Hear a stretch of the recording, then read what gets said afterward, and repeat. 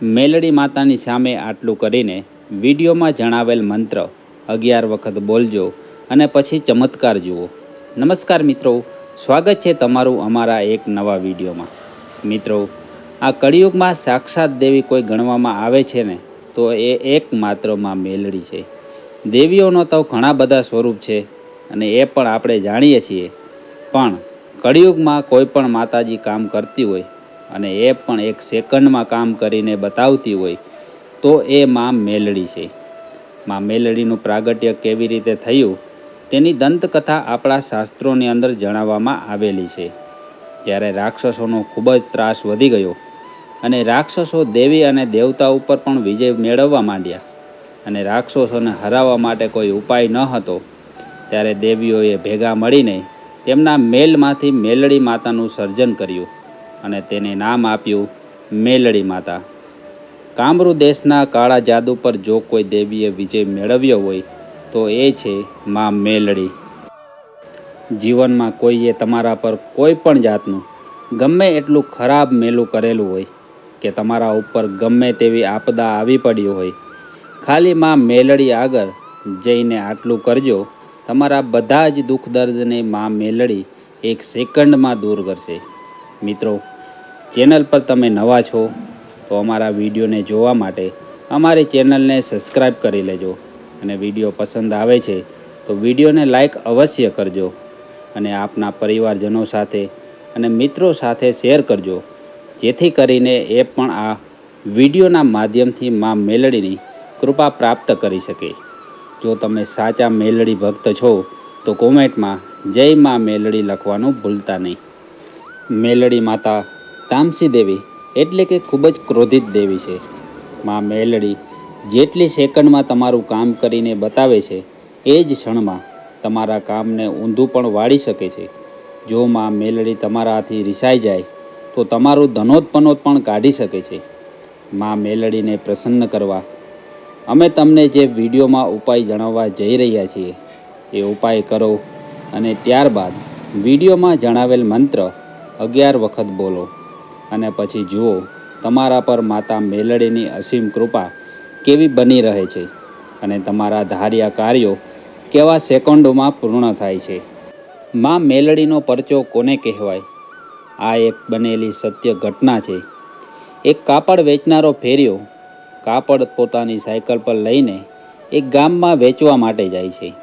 એ ગામમાં માં મેલડીનો નવલખો માંડવો ચાલી રહ્યો હોય છે અને તે ફેરિયો ત્યાંથી પસાર થાય છે. ફેરિયો પસાર થાય છે અને માં મેલડીના નવલખા માંડવાને જોવે છે અને ફેરિયો મનમાં વિચારે છે કે લાવ, અહીંથી નીકળ્યો છું તો માં મેલડીના દર્શન કરતો જાઉં અને આશીર્વાદ લેતો જાઉં. આ વિચારની સાથે એ ફેરિયો પોતાની સાયકલનું સ્ટેન્ડ લગાવી સાયકલને માંડવાની બહાર આગળ પાર્ક કરે છે અને સાયકલને છોડીને માં મેલડીના દર્શન કરવા માટે માંડવાની અંદર જાય છે.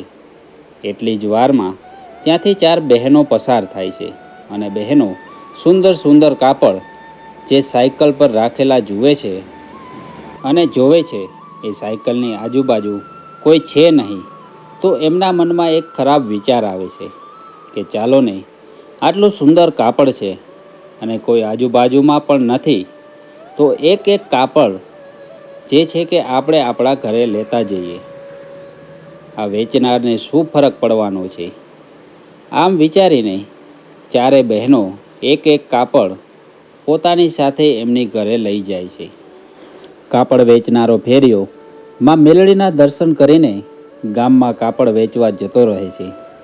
બધા જ કાપડ વેચાઈ જાય છે, પરંતુ તેના 4 કાપડનો હિસાબ જે એમાંથી ઓછો મળે છે. ફેરિયો વિચાર કરે છે કે મારી પાસે તો 15 કાપડ હતા અને મને હિસાબ ફક્ત 11 કાપડનો જ મળ્યો છે. આ વિચારની સાથે ફેરિયો ફરી પાછો પોતાના ઘર તરફ જવા રવાના થાય છે અને ફરી પાછો માં મેલડીના નવલખા માંડવાની પાસેથી પસાર થાય છે અને ફરી પાછો માંડવામાં માં મેલડીના દર્શન કરવા માટે જાય છે અને 2 હાથ જોડીને આંખમાંથી આંસુ વહ્યા જાય છે અને પોતાની દિલની વ્યથા માં મેલડી આગળ રજૂ કરે છે. ત્યારબાદ તે ફેરિયો ત્યાંથી પોતાના ઘર તરફ જવા માટે રવાના થઈ જાય છે. જે 4 કાપડ પેલી બહેનો લઈ ગઈ હતી એ 4 કાપડનું વળતર જ એ ફેરિયાનું બધા જ માલનું વળતર હતું. મધ્યરાત્રિનો સમય થયો છે. આ બાજુ માંડવો જામતો જાય છે અને પેલો ફેરિયો પોતાના ઘરે સૂતો દળદળ આહુડા વહી જાય છે અને મા ભગવતીને પ્રાર્થના કરે છે, હે મા, મારા જે 4 કપડાં હતા એ જ મારું સાચું વળતર હતું. હે મા ભગવતી, મા મેલડી, તું જ ન્યાય કર. હું તો આ કાળા માથાના માનવીને કઈ રીતે વર્તી શકું? સવારનો સમય થઈ રહ્યો છે. 9 લખા માંડવાને વધાવવાનો સમય થઈ રહ્યો છે અને આ બાજુ મા મેલડી રજા લેવાનું નામ નથી લેતા. બધા ભુવાજી જે છે કે મા મેલડીને પ્રાર્થના કરે છે, હે મા, 9 લખા માંડવાને વધાવવાનો સમય થઈ ગયો છે. મા, તમે રજા આપો. સવારના 5 વાગ્યાનો સમય થઈ રહ્યો છે અને મા મેલડી હાજર થાય છે અને કહે છે, રજા કઈ રીતે આપવું? મારા 9 લખા માંડવાની અંદર મારા એક દીકરાએ જે છે કે એ આંસુ પાડ્યા છે અને એનો હિસાબ કરવાનો હજી બાકી છે. જ્યાં સુધી એનો હિસાબ ન થાય ત્યાં સુધી આ માંડવો અહીં પૂરો ના થાય. સવારના 7 વાગ્યાનો સમય થાય છે અને ફરી પાછું સૂર્યોદય થાય છે અને ફેરિયો ફરી પાછો એ જ ગામમાં કાપડ વેચવા માટે જાય છે અને ફરી પાછો એ માંડવા પાસેથી પસાર થાય છે અને વિચાર કરે છે કે મા મેલડીના દર્શન કરતો જાઉં. મા ભગવતી મા મેલડીની આગળ 2 હાથ જોડીને ફેરિયો માને એટલી પ્રાર્થના કરે છે, હે મા મેલડી, તું તો કળિયુગની 1 સેકન્ડમાં કામ કરનારી સાક્ષાત દેવી છે.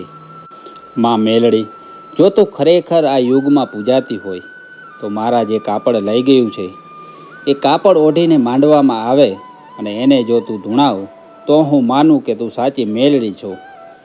આ કોઈ કથા નથી, આ બનેલી એક ગામની સત્ય ઘટના છે કે જે 4 બહેનો કાપડ લઈને જતી રહી હતી એ જ કાપડ ઓઢીને બીજે દિવસે માંડવાની અંદર આવે છે અને માંડવાની અંદર આવતા વેત જ પોતે ધૂણવા માંડે છે.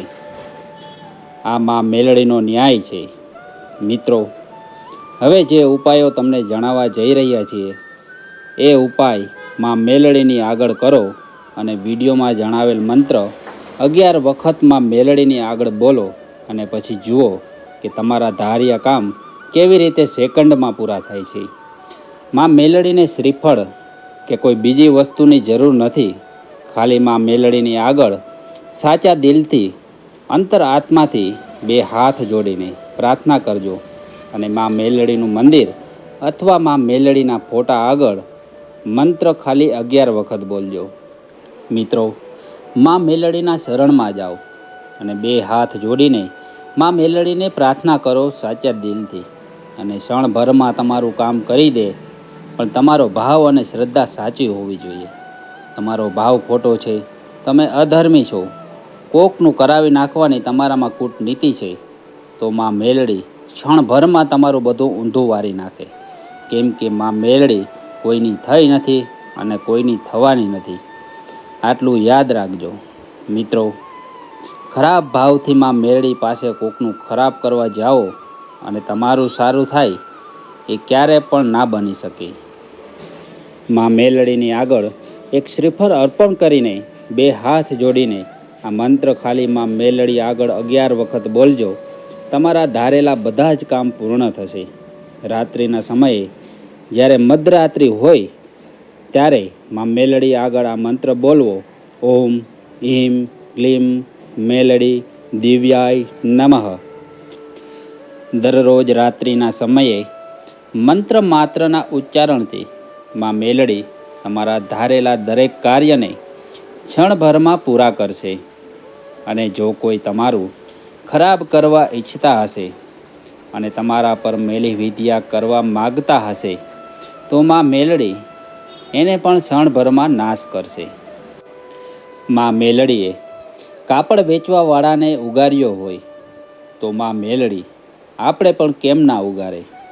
બસ આપણો અંતરનો ભાવ અને આપણી શ્રદ્ધા સાચી હોવી જોઈએ. કોઈનું ખરાબ કરવાની નીતિ ના હોવી જોઈએ. સાચી શ્રદ્ધા અને વિશ્વાસ માં મેલડી ઉપર રાખશો તો તમારા ધારેલા દરેક કાર્ય અને ક્ષણભરમાં પૂરા કરશે. વિડીયોમાં જણાવેલ મંત્ર રાત્રિના સમયે માં મેલડીની આગળ 11 વખત કરવાનો છે. દરરોજ આ મંત્ર તમે મેલડી માતાની આગળ કરશો એટલે માં મેલડી આપના પર પ્રસન્ન થશે અને આપના દરેક કાર્યને સંપૂર્ણ કરશે. મિત્રો, વિડીયો પસંદ આવ્યો છે તો વિડીયોને લાઈક અવશ્ય કરજો અને ચેનલ પર નવા છો તો આવા જ અમારા વિડીયો જોવા માટે ચેનલને સબસ્ક્રાઈબ જરૂરથી કરજો અને વધુને વધુ લોકો સાથે શેર કરજો, જેથી કરીને એ લોકો પણ આ મંત્રના ઉચ્ચારણ કરીને માં મેલડીની અસીમ કૃપા એમના પર બનાવી રાખે. મળીએ છીએ એક નવા વિડીયો સાથે. ત્યાં સુધી આપ સૌને અમારા જય શ્રી કૃષ્ણ, જય સીતારામ. માં મેલડીની અસીમ કૃપા આપના પર બની રહે.